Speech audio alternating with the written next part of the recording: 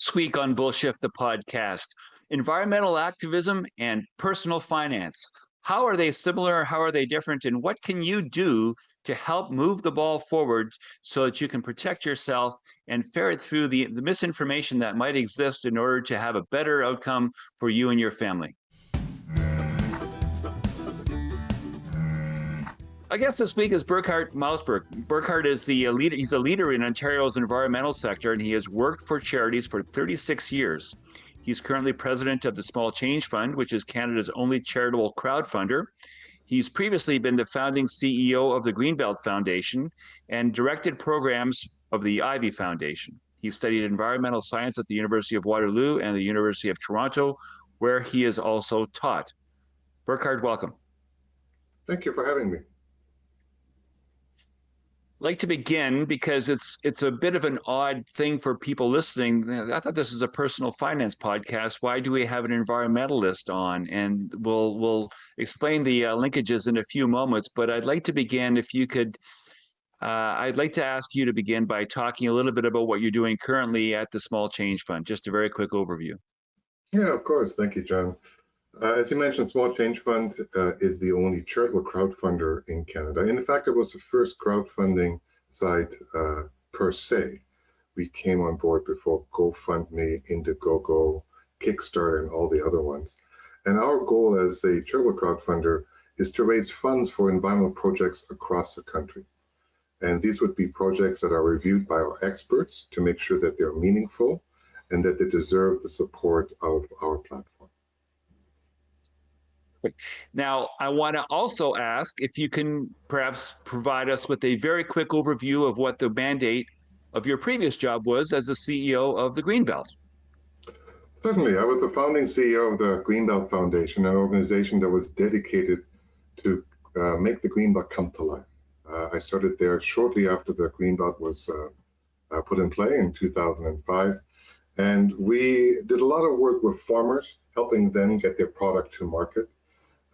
It's roughly 1 million acres of the 2 million acres of the Greenbelt is farmland. And one of the principal big concerns that they had is, how do I earn a decent living? Now that the land is protected from development, i.e. I can't sell it to a developer, how do I earn a decent living? So we did a lot of work on local food.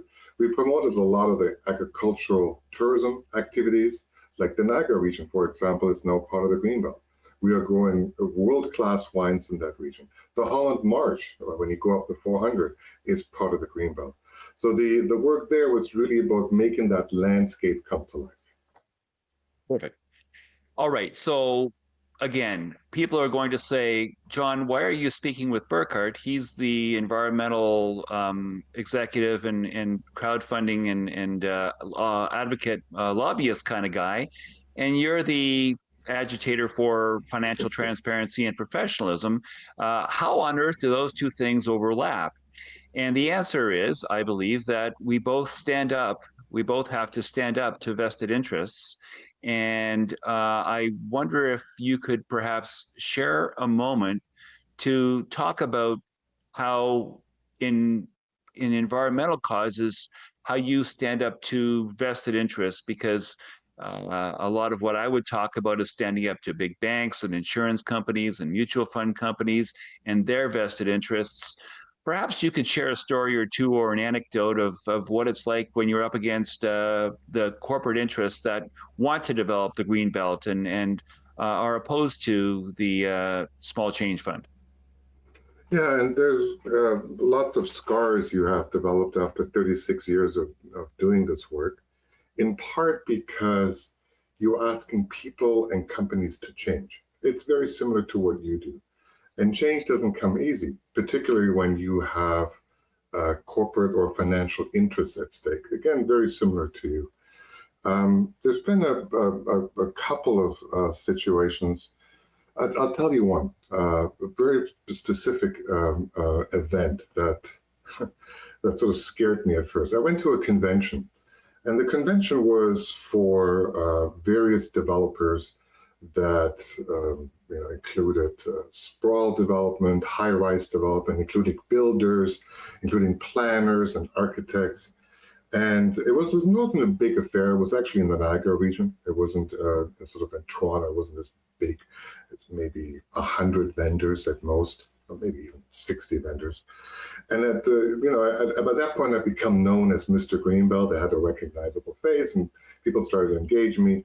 And there was a group of 4 or 5 men around me, and they were just literally berating me. It's like almost like a scrum, like a media scrum that you see that politicians often face, right? Yeah.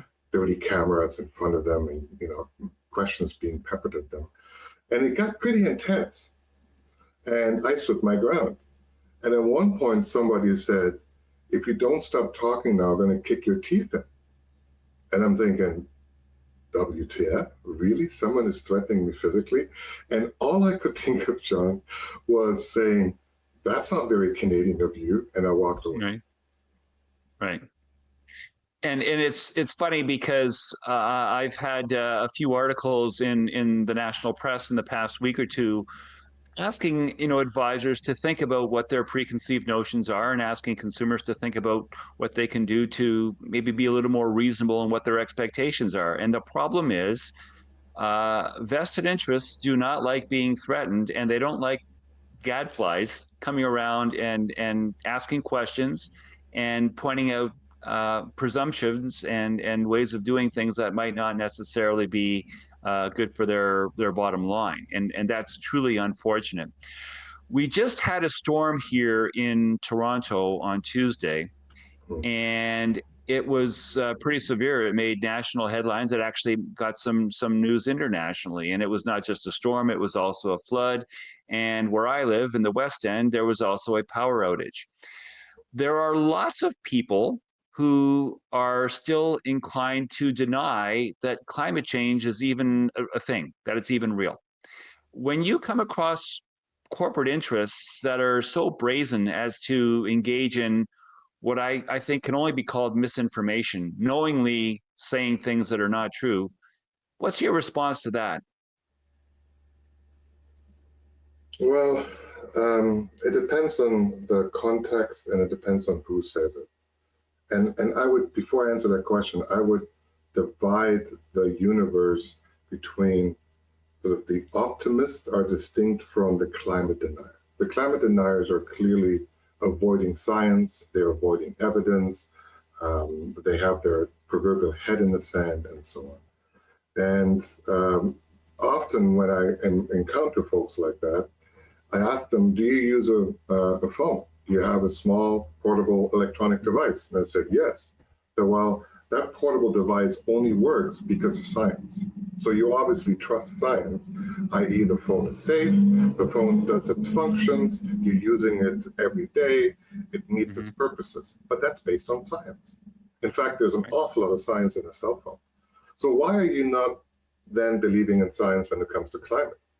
Why are you actively denying the scientific rigor that's been applied by climate scientists? And you mentioned the storm. I was trained as an environmental scientist. I actually have a science degree. I've studied this in the 1980s at the University of Toronto and the University of Waterloo. And I followed the modeling that has happened by the IPCC, the International Panel on Climate Change, the UN organization, and other scientists. And one thing that I've observed for the last 30 years, John, is actually a very devastating observations, but that is the models of predictability have always underestimated the impacts of climate. The train is accelerating faster than we thought just 5 years ago. So when you encounter the deniers, you can only sort of go by common sense. I use the phone because it's a very ubiquitous tool. Everybody has one. But at the end of the day, what neuroscientists, people that sort of study the brain, have found is that if you have a particular perspective, no matter what evidence you provide, it is very difficult to change that. And we see that in politics all the time, right? Certainly the US is one example, right? You have a particular perspective. No matter how much evidence, facts you put in front of them, they're not going to change their mind. The only way that they change their mind is through an emotional response or through a connector.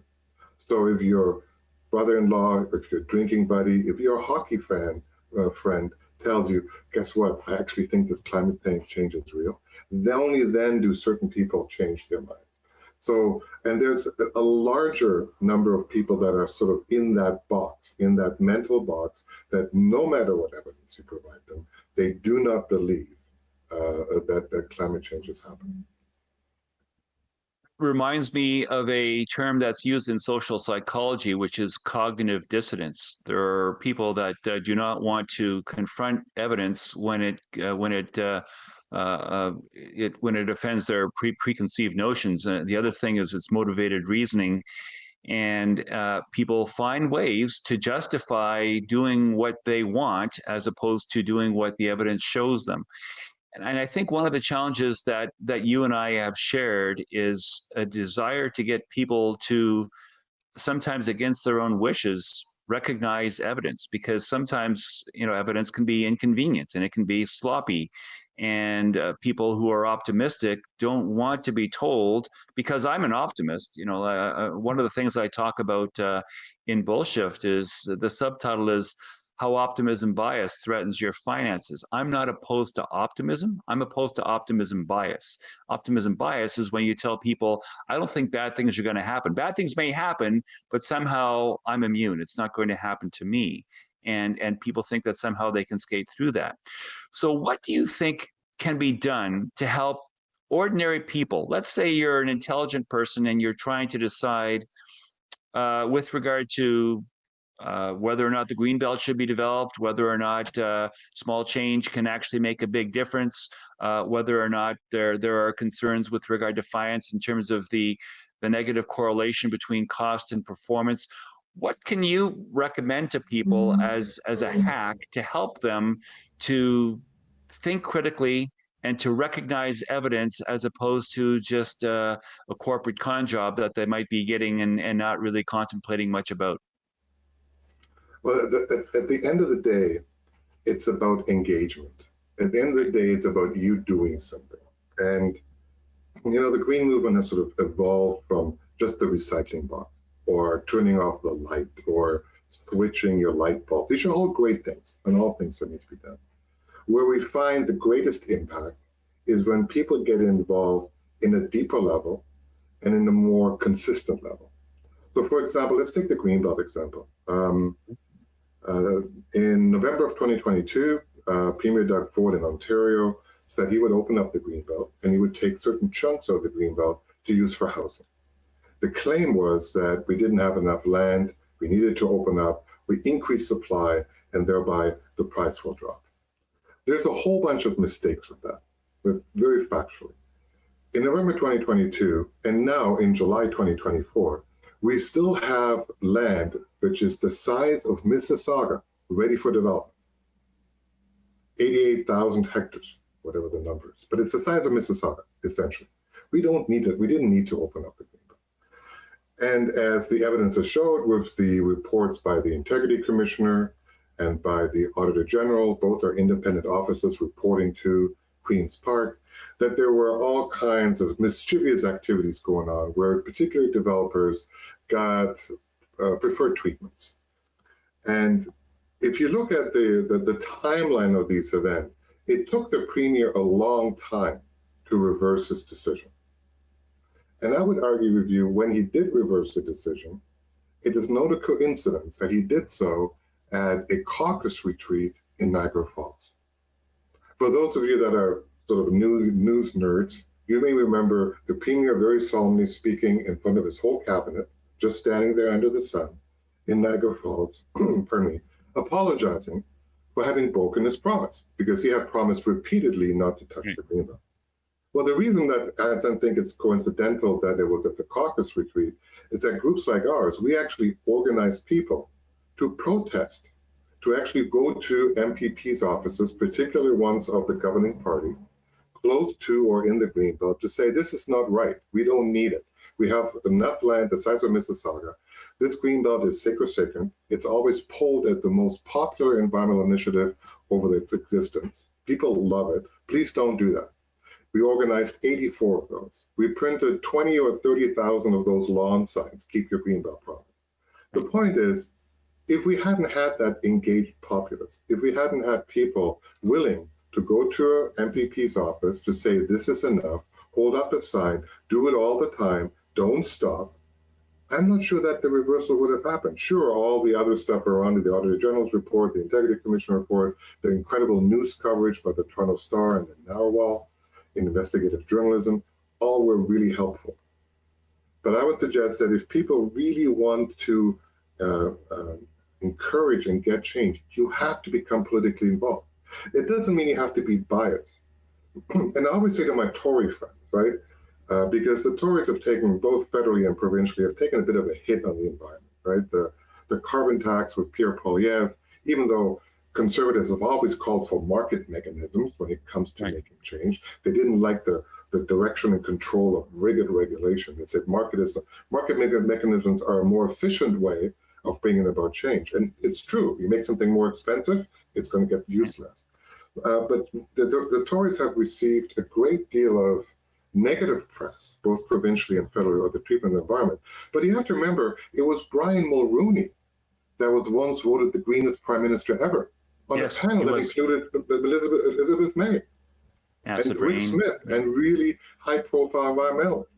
You know, so and then when it comes to Ontario land protection, in fact, the premier announced the Greenbelt cuts on a Friday. On the Monday, the Toronto Star published an op-ed of mine, and the headline was, "What political party in the history of this country, not just the province, has protected more land than any other political party?" And most people would say, well, it actually is the Tories. The Ontario Progressive Conservatives have protected more land than anything else. So my op-ed was about how Doug Ford, as premier, could actually use that great history and build on it. And on Friday, he cut the Greenbelt. The point is, getting politically engaged doesn't mean you have to be partisan. Right.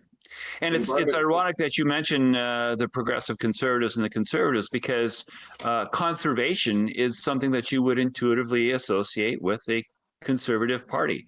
So it shouldn't be all that surprising. One thing that I thought of as you were speaking about it being the most efficient, a carbon tax being an efficient way of putting a price on hydrocarbons and their emissions. William Nordhaus won a Nobel Prize showing that empirically about 6 or 7 years ago. So, and again, it's interesting because you and I both fight for empiricism and evidence. And when the evidence is clear, it's very difficult to get people to give you a coherent, cohesive response to what you have to say. The responses tend to be emotional and and they stick with their tribe, and that's about as far as it goes.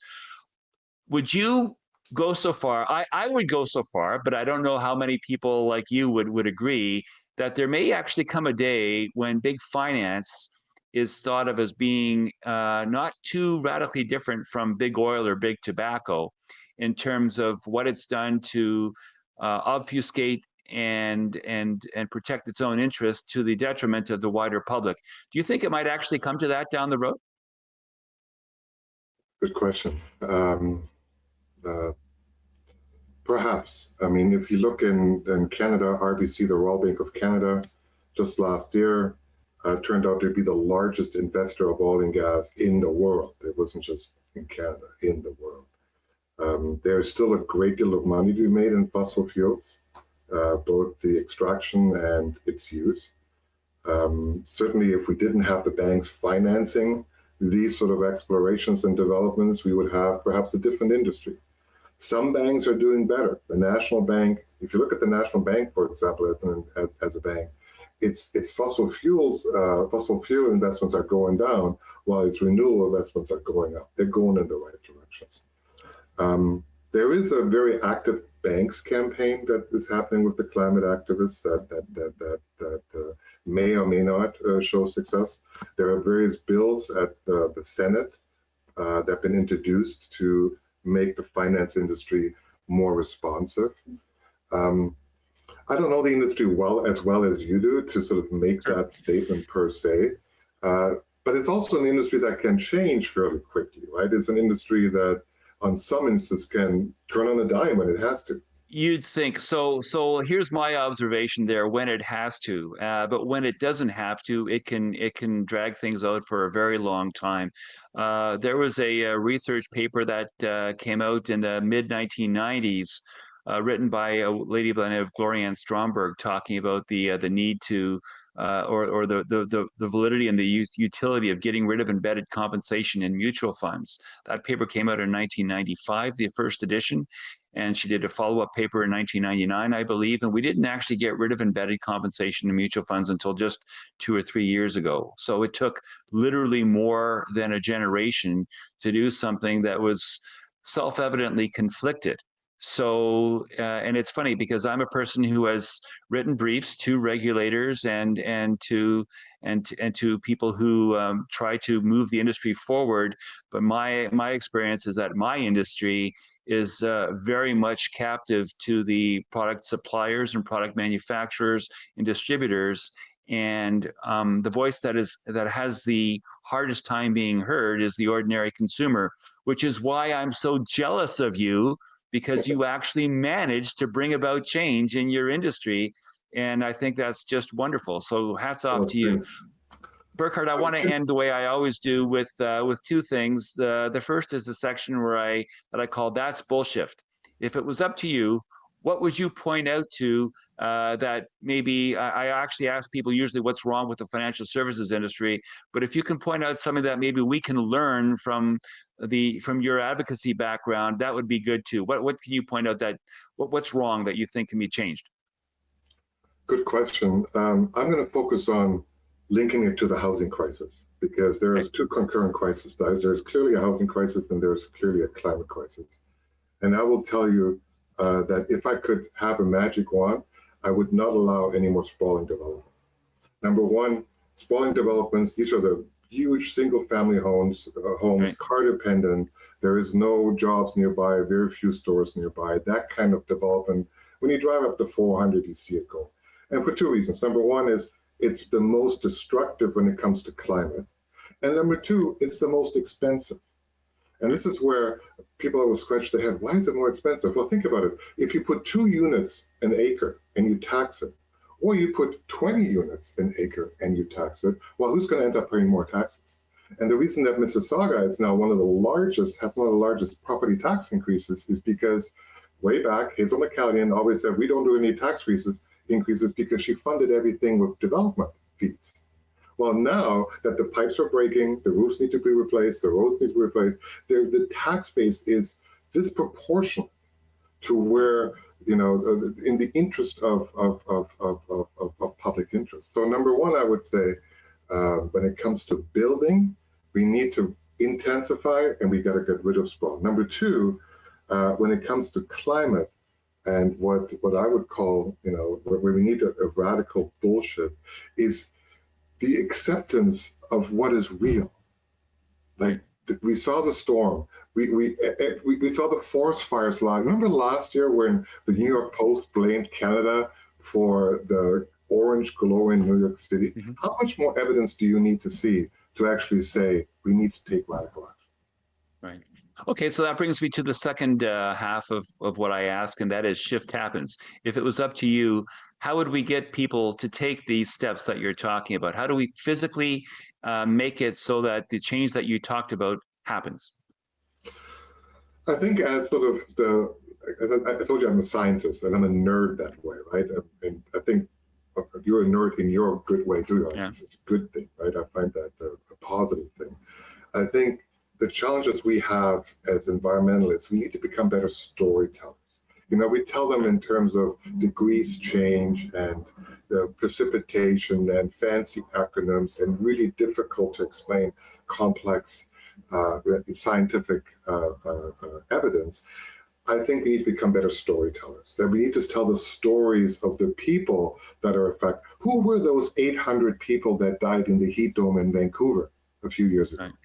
Who are they? There's Jim, he liked hockey. There's Joanne, she played basketball. There's Jim, who had 3 grandchildren, right? All of a sudden you personalize the effects that happen, and you tell a story rather than these sort of rigid scientific descriptions and policy wonky nerdy responses. We got to become better storytellers. Great. That's helpful. Burkhard, I want to thank you for your time today. It's been a wonderful conversation, and I want to wish you all the best. Thank you for having me, John. John DeGooey is a portfolio manager with Design Securities in Toronto. He is the author of both Bullshift, How Optimism Bias Threatens Your Finances, and Stand Up to the Financial Services Industry, Protecting Yourself from Well-Intended but Oblivious Advisors. The books are available online and in bookstores everywhere. The opinions expressed on Bullshift and Shift Happens should not be construed as investment advice. You can reach John at jdegooey@designsecurities.ca or at 647-STAND-UP. That's 647-782-6387.